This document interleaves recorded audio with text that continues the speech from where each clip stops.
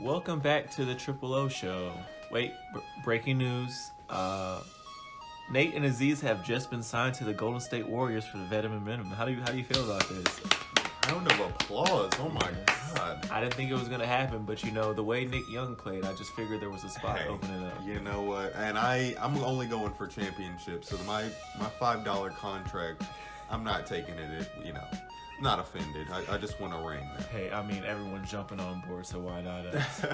So the first thing that we got to talk about when it comes to free agency is LeBron. He was LeBron James. LeBron James. Oh man. This this was basically the topic of the season. We knew what was going to happen, so everybody was asking the question, where is LeBron going to go? Yeah. And we know now, but before we get into that, the way the season played out, what did you think was going to happen? So, I thought one of two things. I actually thought LeBron would either stay in Cleveland for one more year, try to save face or try to ease his exit based on what happened in the playoffs. Or I actually expected him to go to the Philadelphia 76ers. That team is... excuse me. I have a bit of a cold, so you guys have to excuse me. That team is emerging as such a strong contender. And given the state of the East right now, I would still have expected LeBron to want to stay in the East and kind of continue to dominate in that space. And then he also could create a great storyline, like I'm going to be the next mentor to, my successor. So, I was a little bit surprised that wasn't in more of his considerations. Right. So what did you think about the questions about the fit between him and Ben Simmons, both being quote-unquote ball-dominant players? That's a big question. And fortunately, I don't think we'll have to take a look at that any further, because I don't think it would have worked out perfectly to begin with. Or at least it would have severely halted what Ben Simmons has brought to the organization thus far. However, I am a firm believer at this stage in his career that LeBron James is willing to adapt. I completely agree. And of course, with any time you have, two dynamic players that, have similar styles come together, there's going to be some, questions about fit and how they'll come together. Heck, when him and Dwayne Wade and Chris Bosh came together, there were questions about how him and Dwayne Wade would play together. And, it took some time, but they're going to figure it out with any team that would happen. I look to how Chris Paul and James Harden, yes, they're different players, but that was a big, question going into the season, how were they going to fit, and look how that turned out. So I believe wholeheartedly, had he gone to Philly, they would have figured it out, because they're just way too talented, and with Embiid there, it would have just made it easier on all of them. Now, one thing I think that defenses would have an easier time with is that those two on the floor at the same time is really not any type of deep three-point shooting threats. So based on the way that LeBron has come along with this three. LeBron improved a lot as a three-point shooter, but I do agree, because. But to your point, I think both of those players have the ability to find ways to leverage each other's abilities. The pick and roll could have been crazy, or even with Covington, guys like Covington and Reddick. Even Embiid on the floor, you still have a lot of stretch opportunities. Right. So, I guess we'll never see what could have been, but, I was a little bit surprised that he didn't at least, take a couple meetings with them. What would you have thought about him in Houston? I knew that wouldn't happen just from a financial space. That Ryan Anderson contract. Hey, if you could get that off the books, you'd obviously, to me, you had to give up Capella and Ariza. Right. But I don't know if that's a better fit than, say, Philly. Right. because that's now that's a three-headed dragon. Whereas I still feel like Embiid and Simmons are early enough in their career where they'll say, okay, LeBron is our leader now. We're still a trifecta, but we're going to kind of let him spearhead us. I don't know if that would be the case with Harden. Yeah, I agree. Were there any teams that, were just outside of the discussion that you would have thought would have been interesting for him to go to? I did hear some talks about Clippers. So again, another LA team. But no, I mean, I think those three just had the best chance, and he really wasn't getting away from that. Now Cleveland, I saw a great conversation that Stephen A was having with I can't remember his name. I don't know why, but they were making the great point of whether or not he should just go ahead and stay in Cleveland for that final year in order to more proactively and strategically have a team that he has his mind on for 2020. Right. And obviously anticipating Kawhi and his exit. So, again, that could have been an option, but we know where he's at now. Yeah. I would just say that prior to the drama that happened, I would have loved to have seen him in San Antonio. Absolutely. I feel like I'd been saying it once the year started. Him and Kawhi needed to team up. It didn't matter where, but they needed to team up. And I felt like Popovich is the coach that LeBron deserves. Absolutely. And he would have got so much out of him. And, I feel like as a team as they were, they already had the pieces. You've got shooters in Danny Green. I would assume Paul Gasol probably would have been gone, as well as Tony Parker, but you still got DeJounte Murray, Patty Mills. I like guys like, Brandon Paul and Davis Bertans. So I felt like, they would have had the pieces, and with Popovich, you just can't put anything past that guy. Right. So. Now, do you think there was any chance for Kawhi to have stayed in San Antonio past this upcoming year? Probably not, but I think because I still don't know if he's met with Popovich yet, but I think if he had a conversation with Popovich and they were able to bring LeBron, that just changed the whole, paradigm. The narrative is completely different. So, but as we know, that's not what happened. Yeah. So to the big reveal, LeBron went to the Lakers. Hey, if you've been surprise, under a rock surprise. For the past several days, you may not be aware, but yes, LeBron James is a Los Angeles Laker, along with a very interesting cast that has followed him to that team. But was that surprising for you that he did eventually end up in LA? It was a little surprising just initially seeing it. But then once you go through everything, the big city, just what LeBron is off the court, it's not too surprising. And like most of the people are saying on TV, like we kind of figured this was, was going to happen. But initially it was a pretty big shock to me. Yeah. Yeah, just seeing him in that Laker gold is pretty jarring. It hurts. And man, just that franchise is really... They are so lucky. I mean, I was talking about the Lakers and the position they're in right now with, in my opinion, a very solid group of young players. For them to have, honestly, a good problem where they need to get rid of those guys to make way for a guy like LeBron or Kawhi coming to the team. It's crazy. And I certainly can expect the next several weeks to continue to be interesting. Now you get the hugest signing in the off season of LeBron James, and you know what Magic Johnson does to follow that up? I think he does a fantastic job for his next move. Yes. So you get. You may not know this, but the Lakers signed two multiple time MVPs.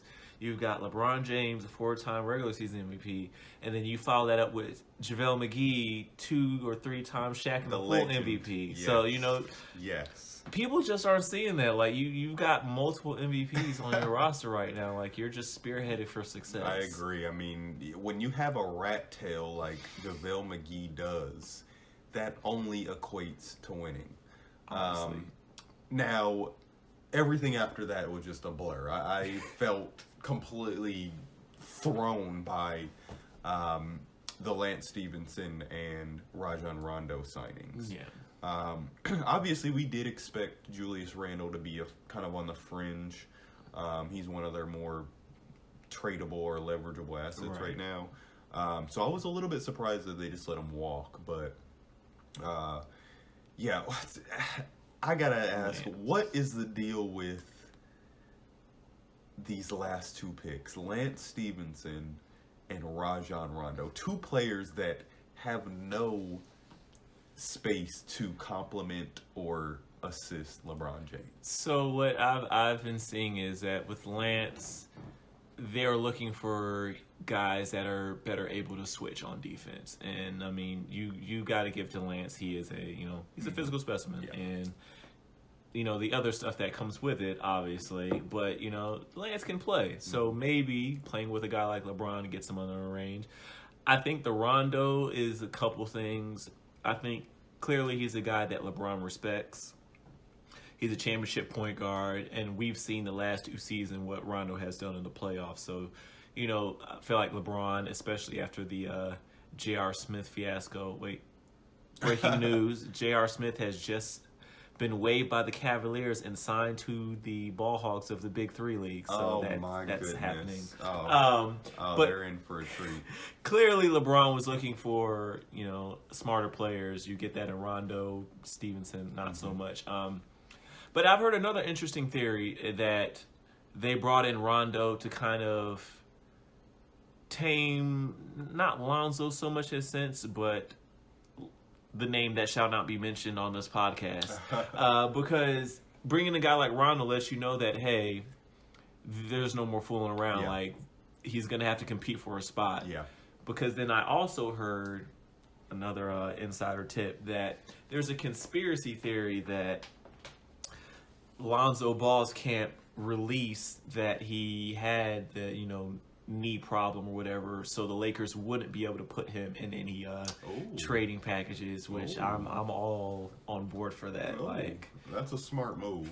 For what reason would you have to? Because no one, we knew he was injured, but not to what extent. So what reason do you have to just say, oh, by the way, torn meniscus, gonna be out until training camp? So I think that's probably another reason why you bring in Rondo. Yeah, and I heard a lot of those trade packages for either Kawhi or even potentially LeBron in the early stages all did include Lonzo. Yeah. I was about to say LeVar. They definitely will include LeVar.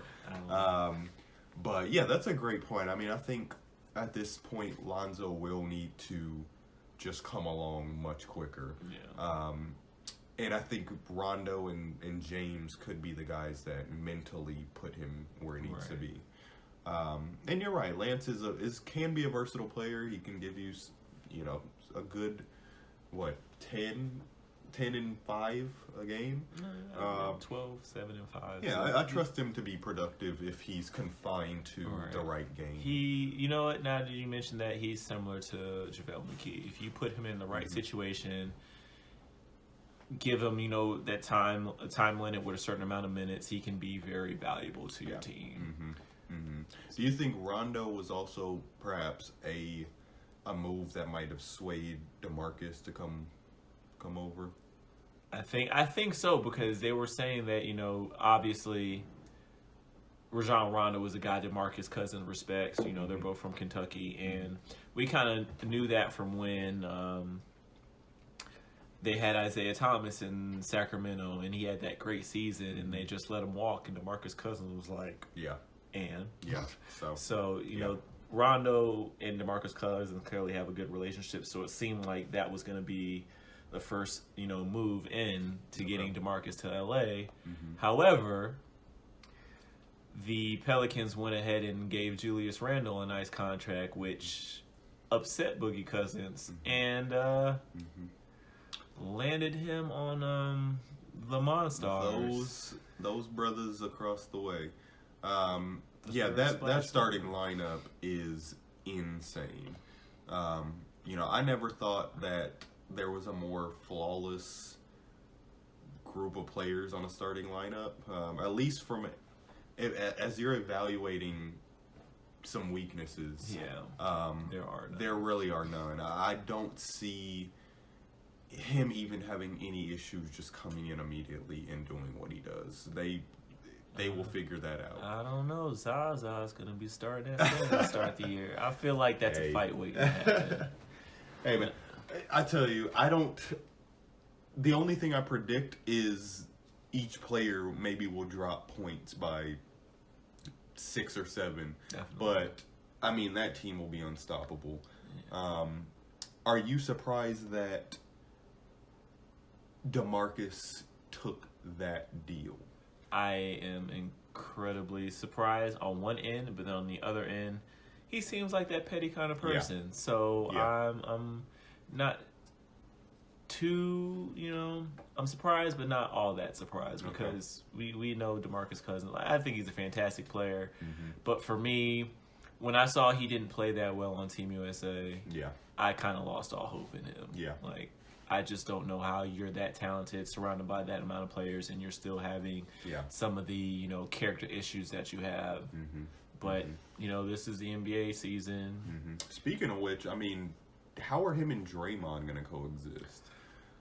Because Draymond doesn't play that give up on plays type bullshit. There's gonna be a fight at some point this season because Draymond likes to get in people's face and yell, and DeMarcus Cousins isn't the kind of guy that has that. However, what that all comes back to, it's a respect thing between players. I think that's just to kind of table this in full circle. I think that's one of the reasons Kobe Bryant as a player had trouble getting the most out of his teammates as opposed to a guy like LeBron who, although they have different games, LeBron did the most to get the most out of his teammates. Whereas Kobe, you could tell he didn't respect certain guys that he played with and treated them certain ways, which he said he was perfectly fine with, but, that's... It translates differently. Right. At some point, you kind of got to take a different philosophy, but, he's Kobe, so you can't fault him for that. Yeah. No, I think you're right. I think if any... Well, not if any, but Golden State, their organization right now, they do a great job at tabling those egos. And it's because of the team cohesion and the success, I believe. I think when you're winning, you're really more receptive winning cures all. Yes. I'll stop whining, we're winning. Right. And another point I saw in another segment on ESPN the other day was just talking about the mentality shift of players today who really don't want to compete. DeMarcus Cousins does not strike me as one of those guys that's willing to, put his feet in the fire. He wants to do what he does, be successful at it, and gain immediate results. Because he had an opportunity, I think, to go back to New Orleans, get more fun, get that team more structured and make another playoff run. They did just fine last year. I felt like they were really good. I feel like they're just a few shooters away from being successful and being able to really challenge the elite teams. Because when you have DeMarcus Cousins and Anthony Davis, you've got no one in the league that can match that. Yep. Couple that with Rondo, who's got the pedigree. Drew Holiday came along. Holiday was playing excellent. You just need shooters from there, and not even high price guys. I feel like a Doug McDermott, a Marco Bellinelli. Yep. Robert Covington, a players like that. If you could find somebody like that to fit in, that could just sit in the corner, play 3-and-D, it fits in perfectly. But well, to your point, I think DeMarcus is one of those guys. He feels like if anyone on his team is not as good as him, then he becomes frustrated. Yeah. So he just wants to be on a team full of stars. But which playing in Sacramento for 7-8 years, understandable. Definitely, it's understandable. So I'm upset, but it's understandable.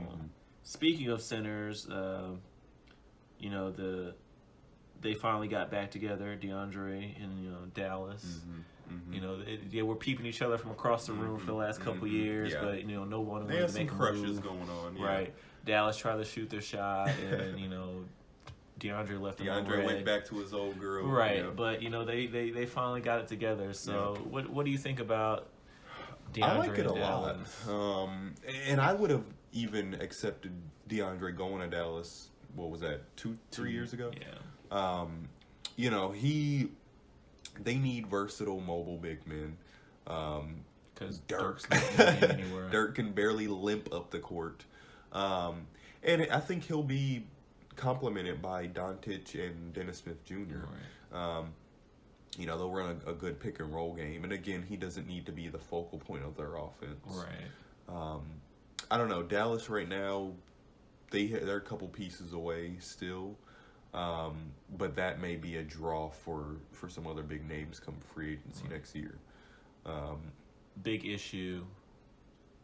You need a small forward whose name starts with D. Because currently you have Dennis at the 1, Doncic at the 2, Dirk at the 4, and DeAndre at the 5. So Harrison Barnes, you're killing me right now. We might What's need to your bring middle name, bro? Mavener. But we need to have like Darius Miller or some, Right. You're ruining the chemistry right now. For us. Dante Cunningham. We're just throwing some names out there. Yeah, D Rose just re-signed. Y'all messed up. So man. Dallas, and then in Dallas. So that's another D right there. Right. So I need you to get on this, Mark Cuban. I need you to get on this. But I think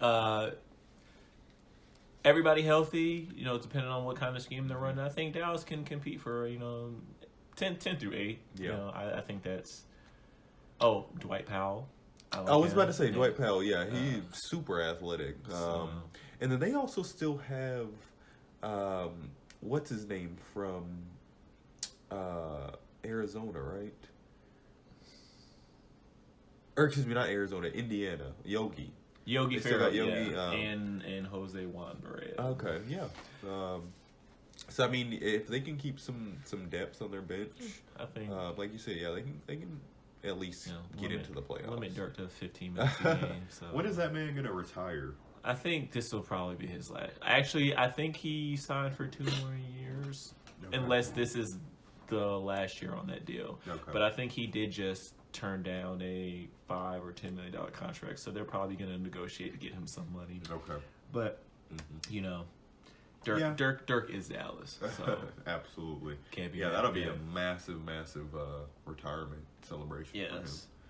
For him. We've got Paul George going back to OKC. Yeah, no, that's one I was actually that's probably the most surprising. Not from the sense that he went back to Oklahoma City, but the timing. It was very quick. As soon as free agency opened, that's what happened. Right. So that to me, that means he set his mind, well before that time. But really, based on the activity we see today, it seems like players either go for a check or they go for a potential ring. Right. And I just don't see Oklahoma City having offered him the most money or the best opportunity to pursue a championship.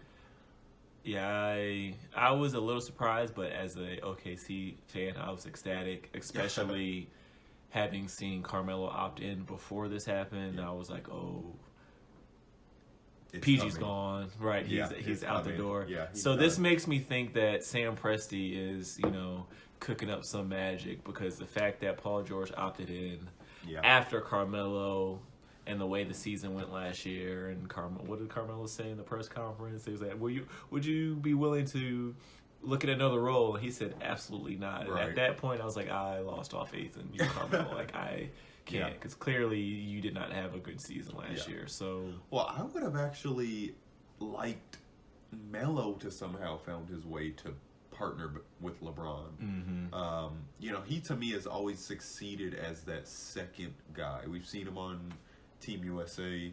Right. He's really in Denver, in New York. He's always had to be the guy with all the pressure on his shoulders. Really, he needs to revert back to being a secondary player. And even in Oklahoma City, I don't think he has the right level of pressure on him. Yeah. He's just not showing up the way that we would want. I just need Sam Presti to turn Carmelo into Jabari Parker and T.J. Warren. And, it's not asking for too much, but it's we'll seem likely. See. Yeah. Speaking of wings, we've got Trevor Ariza signed a 1 year, $15 million with the Suns. What do you think of that? Yeah, we knew Houston probably wasn't going to be able to keep him, and so Phoenix is a solid landing spot. A lot of young players that he could help mentor and bring along. However, we talked about this, before we started the podcast. He's just not. I don't think he's that guy, that veteran that can fundamentally create a winning culture in the locker room. I feel like he stunts the growth of your guys like Jackson Bridges, and Warren. Not that, like we said, not that he's not a veteran presence, but I feel like the situation that the Suns are in, you kind of need those guys to get that experience on the court. Because like you were saying, experience is the best teacher. And you're sort of in a situation as far as player development where you look at Boston with Jalen and Jason Tatum, where because Hayward went out, these guys immediately had to step up. And they were able to, step up to the plate and able to get these minutes and be productive NBA players way faster than we expected them to. Now, do we know if Josh Jackson or Bridges have that capability? No, but they have to be on the court in order for us to figure that out. Still got to give them the opportunity. Yeah. And, Trevor Ariza on a 1 year deal, he's not coming off the bench, not for that amount of money. You're not going to have him and Tyson Chandler spearheading your bench unit, so right, and that's actually what I'm concerned is that they may turn him into a first or second option offensively, and he's just never been that player. So he'll certainly take away from some of the other guys. But overall, I mean, Trevor Ariza is a player. If I'm a GM, I want him on my team. He's very solid. Now that I think about that, that concerns me.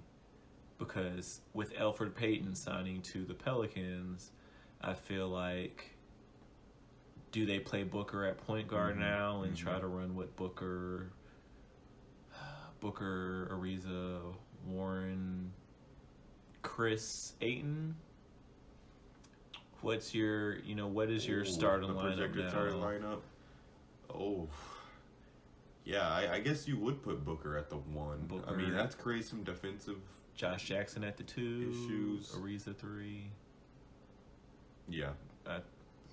Ayton at the 5, and then I think you got to go Marquise Chris at the 4. But maybe they take Chris off the bench and you do run like a TJ Warren at the 4 with the league going so small. But I still see TJ coming off the bench. He leads that second wave really well. I just don't like Devin Booker at point guard. Booker at point guard. Not a fan. Not a fan. Oh yeah, we'll keep our fingers crossed for that. There's really not much light at the end of the tunnel for them. Let's see. We've got Tyson Chandler. Not Tyson Chandler, sorry. Wilson Chandler. Mr. Wilson. Yes, to Philly. Yeah. I have always really liked Wilson Chandler.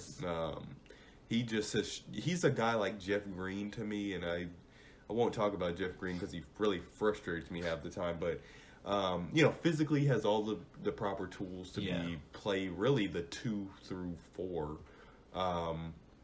but doesn't play outside of his ability. Right. And so coming into a situation like Philly, that's exactly what they need. They need guys that will just fit into their mold and be solid. I think he's a better shooter than Robert Covington. Really? Yes. He's definitely a more competent scorer.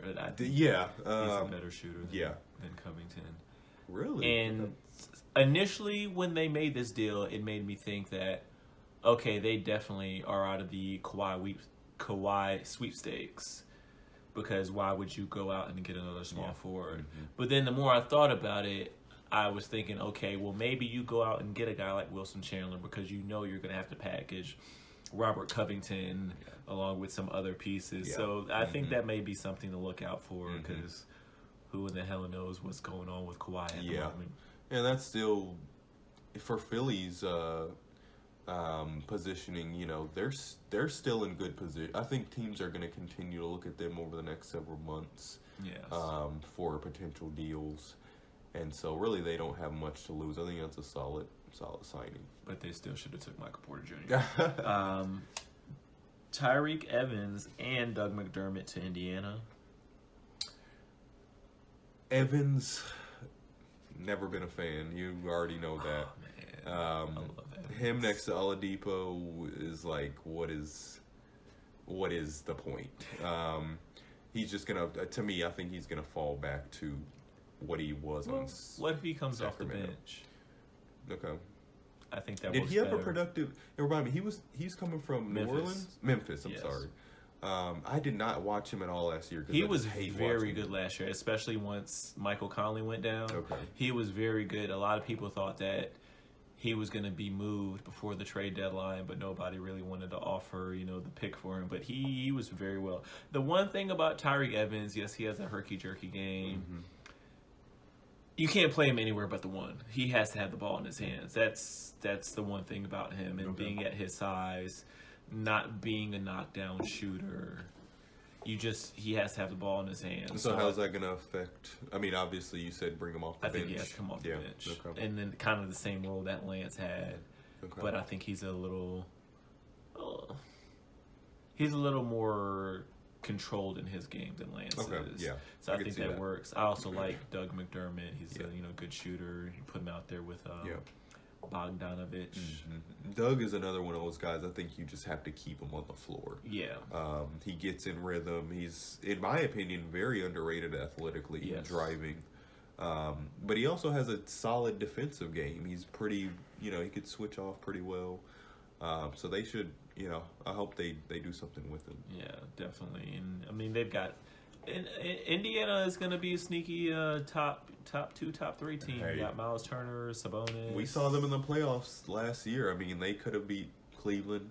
Should have beat Cleveland. Yeah, absolutely. And if Oladipo has the type of performances we know he can do night in and night out, they're tough to compete with. Definitely. Yeah. So, Jeff Green went to the Wizards, but even bigger, Dwight Howard. Mm-hmm. What? Yeah. Gortat replacement. What do we think about that? Okay.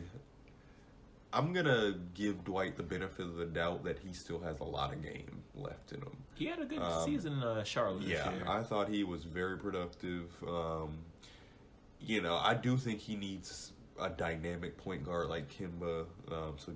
Hopefully John Wall can, can stimulate whatever skills he has. But I think it does come down to the mental component. He just has never seemed to be one of those guys that takes your team morale. Yeah, not since that Orlando season. And I think they just had the perfect team around him. Yeah. At that time. But yeah, I'm very interested because once he was traded to Brooklyn and from Mozgov, I believe. And it just confused me because once he was bought out, they were saying that he really wanted to play for a contender. So I was expecting, your Golden States, your Lakers, maybe even a Boston. So to see him go to a team like Washington was a little interesting. But I'm definitely intrigued by it. So you've got a Wall, Bill, Otto Porter, Mark. Which Morris twin do they have? A Morris twin, yeah. A Morris twin and Dwight Howard. So, and Oubre off the bench. Yeah, on paper that's good. I think it looks well, and especially in the Eastern Conference now, it's wide open. They could jump above Toronto. Yeah, for all we know. It really is, and I want to see. I've always been a closet fan of Dwight Howard. I think he still has a lot to offer. It's just so strange that he's bounced around so much at this point in his career, but hopefully that's a good fit for him. I hope it goes well. Jeff too. Green, again, I spoke to Jeff Green just a little while ago. I love Jeff Green. Like, he is one of those guys that really frustrates me because I think he could be way better than he is. So I have a tier because to me, all of these guys, look like for the most part had the same physical tools, but the levels of their success in their career is just different. So I've got Kevin Durant, who's number one. Then following Kevin Durant, I go Rudy Gay. And then below Rudy Gay, I've got Jeff Green. Okay. And I feel like I'll accept that.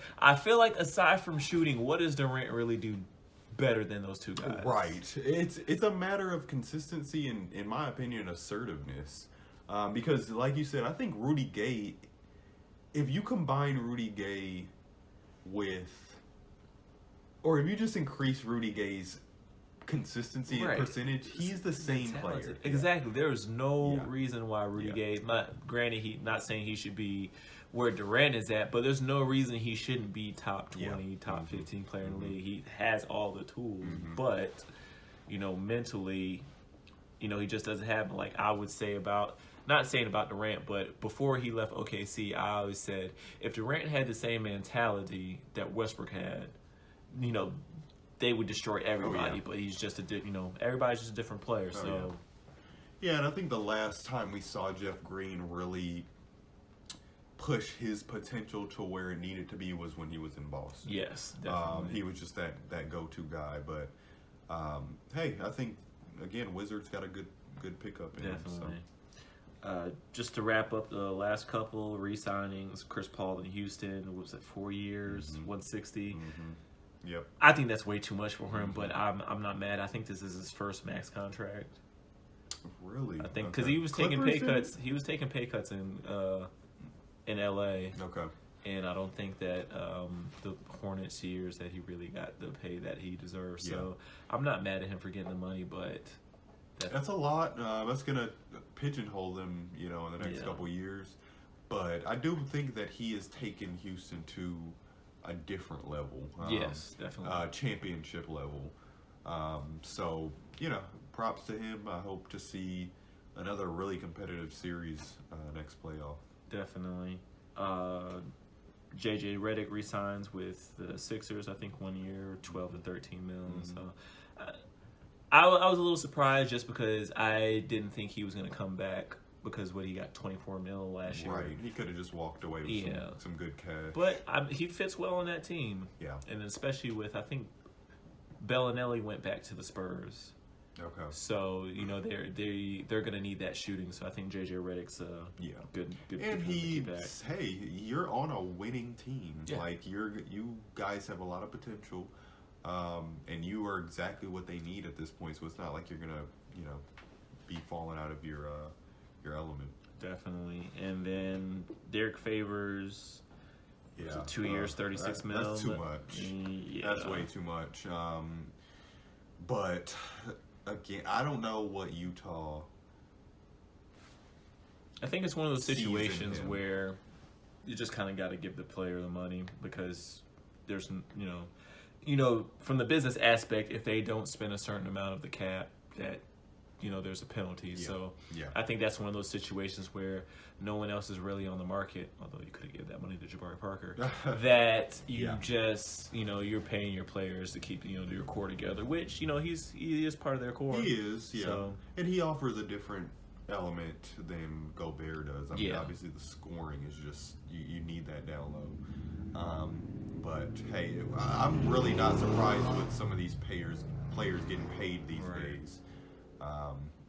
That's the name of the game. Yeah, definitely. And as well, Dante Exum re-signed 3 years, $33 million, which I think that's a good deal for him. He really hadn't been able to play or been on the court, due to his injuries. But the times he was on the court and in that Houston series, I was impressed with what I saw from him. Yeah, do you see Utah making another solid run next year? I definitely think so. I think everybody healthy, definitely a top five team. Okay. Because defensively, they'll be one of the teams that can beat healthy Golden State. Not in the series, but during the regular season, I would see them giving them some issues because they just play so tough. Yeah. When you have a guy like Mitchell on your floor, anything is possible. Yes, literally. Very Ricky excited Rubio for with them. his newfound jump shot. So, yeah. Until Yeah, it's all about the beard. Yeah. That's got to be what it is. I've been Yep. trying, man. But it's, we can all be that fortunate. Yeah. That's gonna wrap up our free agent signings. We come back. We talk a little summer league.